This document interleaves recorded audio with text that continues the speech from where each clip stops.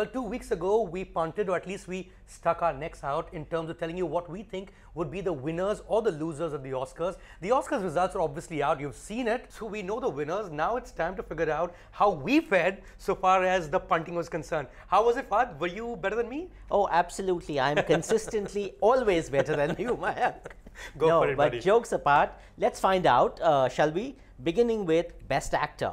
Well, talking of sweet victories, my friend, so far as the best actor was concerned, I predicted Eddie Redmayne for a very good reason. One, of course, is that the Academy Awards, they love biopics. Second, they love actors who take up challenging roles in terms of physically challenging roles. And this was both, and it turned out to be a winner also in the case of the best actress, or the best female actor, which was also in a similar mold in terms of at least the challenging part of the role. Well, exactly, and that's why I called it correctly as far as female is concerned.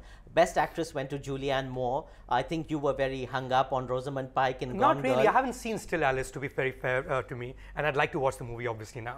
Well, moving on to Best Original Screenplay, I called it correctly this time with Birdman. What a fantastic script. Mayank, what had you come with?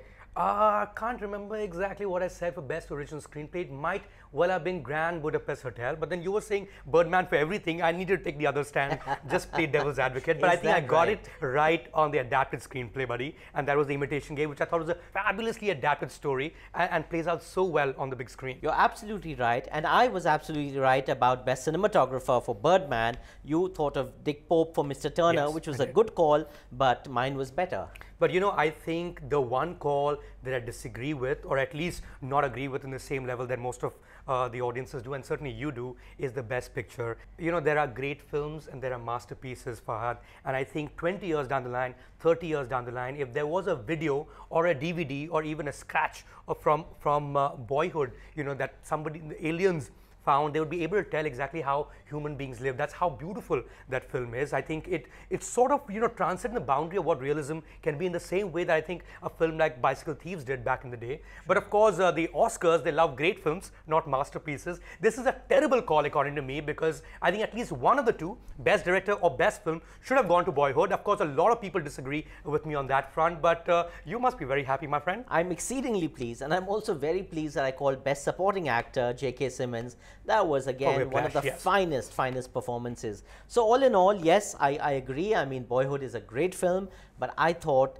and I'm glad I was proved right, that Birdman was right up there, flying to greater heights. So let's just put it this way, Fahad. Between us, we got the Oscars right. And that's what we precisely try to do on this show. Give you two perspectives on the same film so that you can decide whether it's a Dekho or Peko in the theaters. I'd also like the viewers to know that before the camera rolls, me and Fahad do not discuss the film at all. So it is what it is as far as the opinions are concerned. But that's Friday Double Bill for you. Tell us what you think of the show. Tell us what you think of the films we've reviewed so far.